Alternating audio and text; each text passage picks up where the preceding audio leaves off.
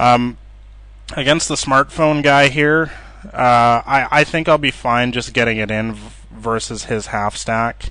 He also bet very small on the flop. I'm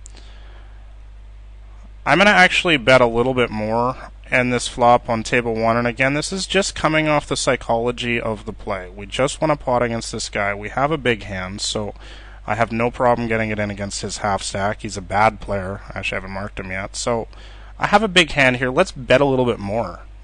We know he's going to call us down, which he did, because bad players don't give you any respect at all. We just won a pot, so one pot, so we're a maniac forever.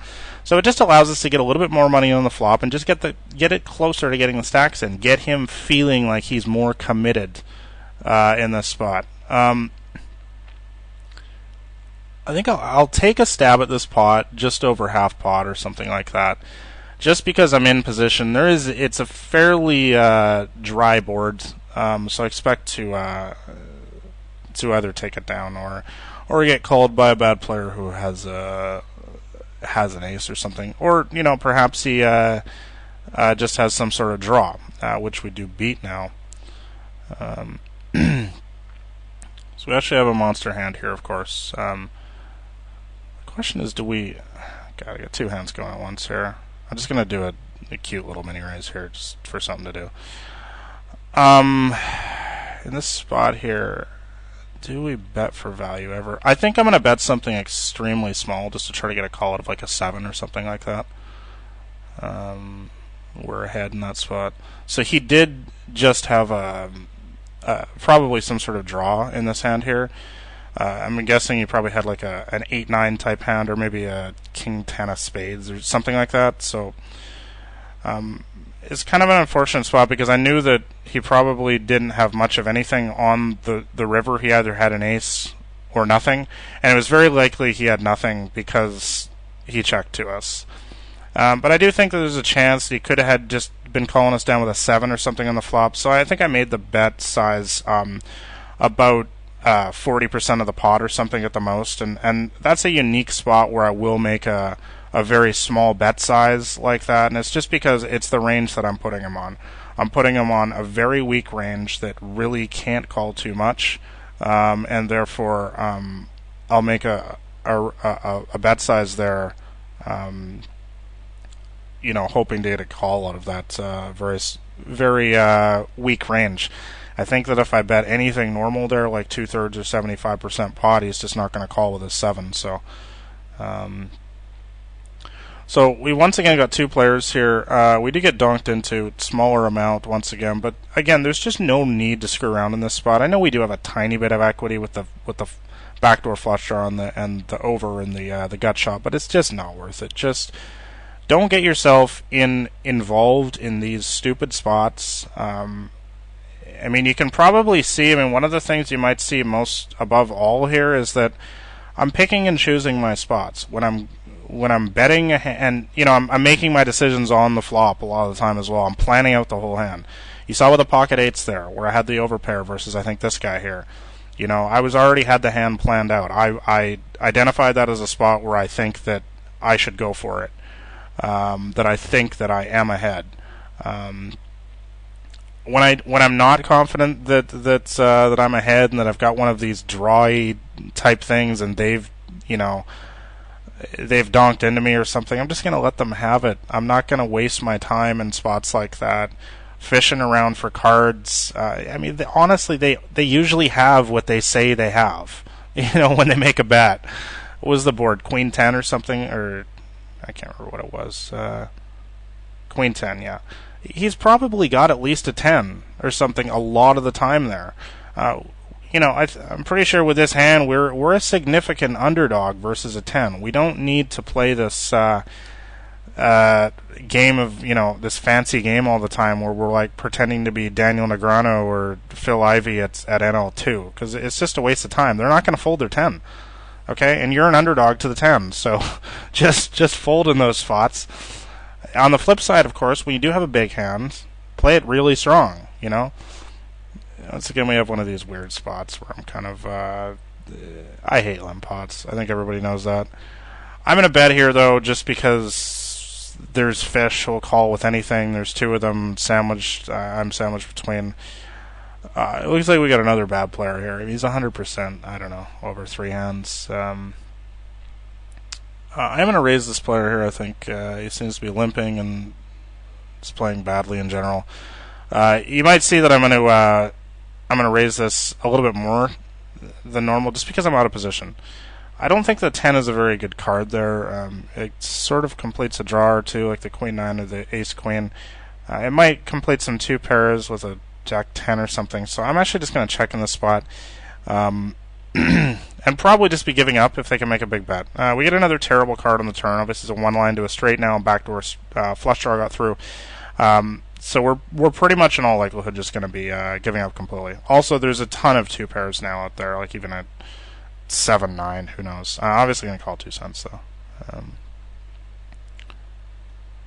And I'll probably call 2 cents more as well. Why not? Maybe they'll get into a limit hold'em game here. I don't know how I can fold for 2 cents. I don't think I'm ever good ever. Oh god, maybe I actually should just fold. Okay, I'll just fold. I think I'm actually behind.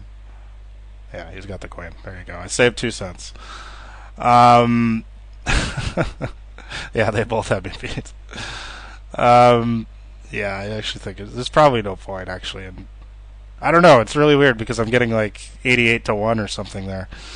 I'm gonna isolate here once again, and here as well, because I'm just gonna take advantage of this little limp thing, because I think generally they just don't have anything, and I can just take it down a lot of the time. So I'm just gonna make my C bet again. I'm against one player on both hands. I'm just gonna make a C bet and just try to take it down in both spots, which I do.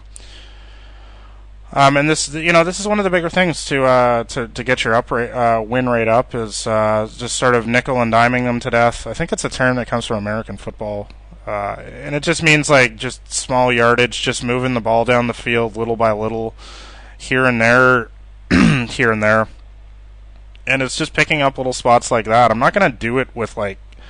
I'm going to try to have something halfway decent. You know, I had Ace-9 offsuit and 10-8 suited in both of those spots. They're not terrible hands. I'm not going to do it with like Queen-7 offsuit or something like that. I'm going to have a tighter range when I'm out of position. But, if I haven't been that active and I have something sort of reasonable like those hands, I don't mind just taking advantage of those limpers. Like I said, once again, we need to make it a little bit more than normal. I'm not going to make it 8 cents there or something to go. I'm going to make it a little bit more. I'm going to make it more because I'm out of position and I want them. I want to give them more reason to fold. Once again, I'm going to make my raise size a little bit over standard here, just because I think that players don't fold that much. Actually, this guy's a huge fish. I probably could have even gotten away with more there. I'm going to isolate with a hand like Queen-7 when I'm out of position, like this. Or sorry, when I'm in position, I'm going to isolate wider. So we do get called with a bad player. This player doesn't have enough stack for him to really be a factor at all in the hand. Gonna just let this go here versus that. I'm just gonna call versus the tighter player here with this hand. So this is definitely an interesting spot, being that we're quite deep versus the one player.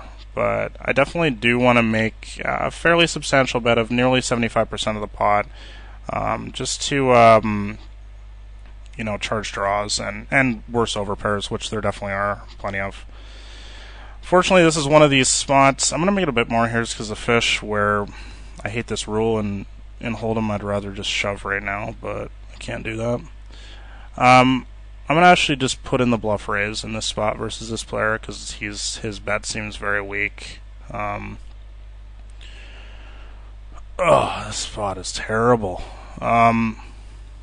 Could he possibly be on some sort of... Could he possibly have an 8? I suppose it is possible. 33-11. That's interesting. I'm just going to check this down here. I'll get 5's call as well. The regs here don't fold anything. I think I'm going to shove for value, hoping to get called by 10s, jacks, queens. I'm not going to give him credit for a straight here every single time. I'm pretty sure I'm betting for value. which I am, so we'll take that down. What am I doing here? 33-11, I've got jacks. This is a really, really close spot for half a stack. Considering he's a bad player, I think I'm just going to make a call in this spot, expecting it to be a sort of flip like that, or maybe a heads a fair amount of the time.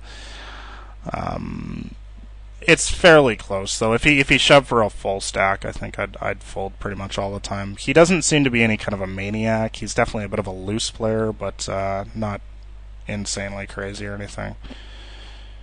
I think no, I want to lay off. I don't want to get too loose. I'm just going to check the time on this video here.